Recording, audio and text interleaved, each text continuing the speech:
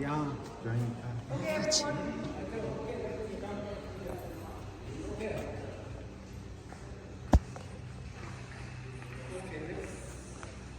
Let me try in English. I think for me, English or Hindi, both languages are experiment to me. So I will try to best. Okay. Where's Irina? Okay. My name is Professor Jampasanta.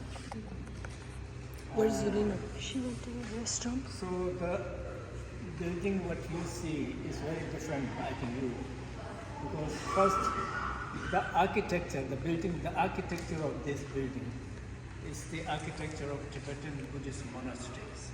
And this architecture is not a Tibetan creation.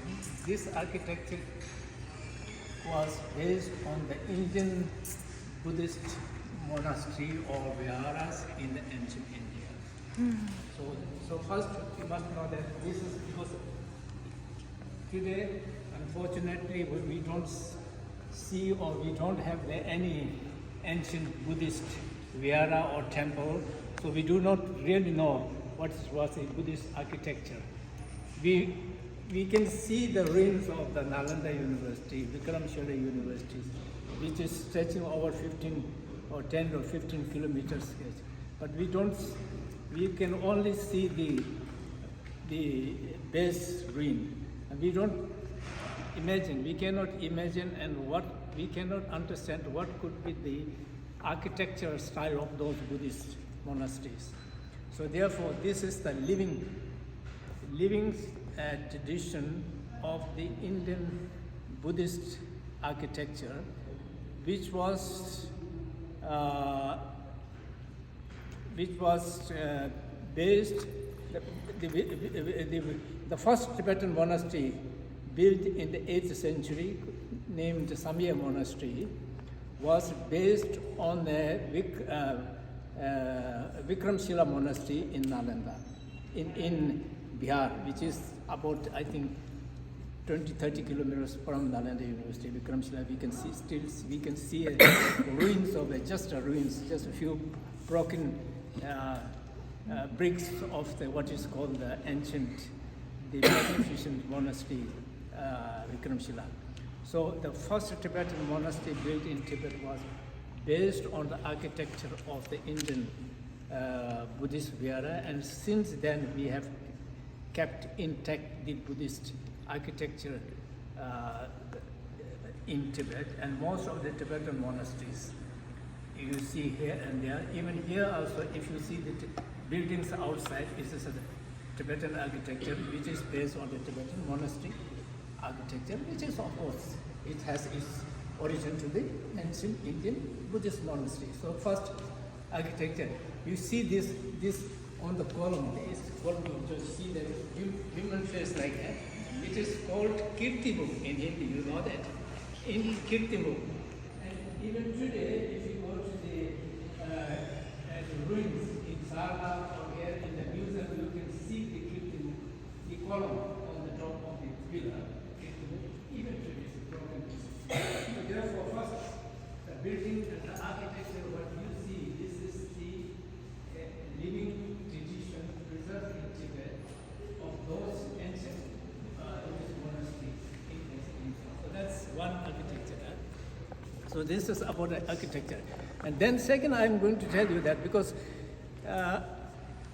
as I came to know, your purpose of coming here is mainly to find the stories about stories, and particularly about the Jataka stories. But here I was told to tell you to introduce the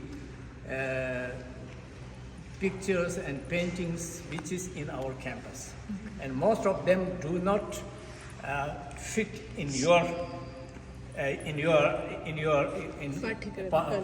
purpose. But still they reflect the ancient Indian tradition. So that is one thing. Right? So now this, for instance, here also you can read the mantra here. This is there too. This script is called Ranjana. This is an ancient Indian script. I think in we can find few manuscripts which were written in early 10th, 9th centuries. In this script we can find here and there, very few.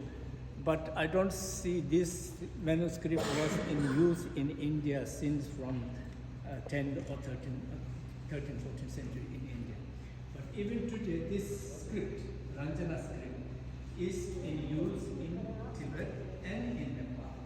And in Tibet, this is specially used for writing mantras in the temple and in the temple sort of that. Because the script is very decorative, very designed for a calligraphy. It is very beautiful. So therefore, for instance, this, any of you can try? Tadyatha, Tadyatha, Om Muni Muni, Om Muni Muni Maha Muni Yaso. Okay, so this is the mantra of Shakyamuni Buddha. So we remember Muni Muni Maha Muni. Of course, Muni Muni Maha Muni refers to the Lord Buddha. So it's a name.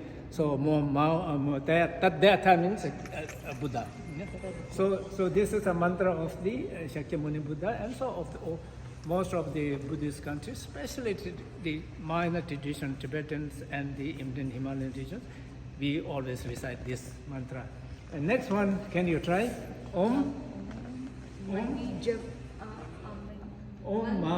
Padme Hum. Om Mani Padme. Maybe you have heard of this mantra, sure. Because this is very popular for the people of Tibet and Indian Himalayan, because this is the mantra of Avalokiteshvara, the Lord, the Buddha of compassion, Bodhisattva of compassion. So like this. So these are temple decorating what we call the mantras, and this is still in use in Tibet. So that's, anyhow, for one thing sure, that the decoration or the architecture you see is intact preservation of the ancient Indian Buddhist monastery architecture, which was popular in India from until 13th century. Unfortunately, 13th century, so things have changed.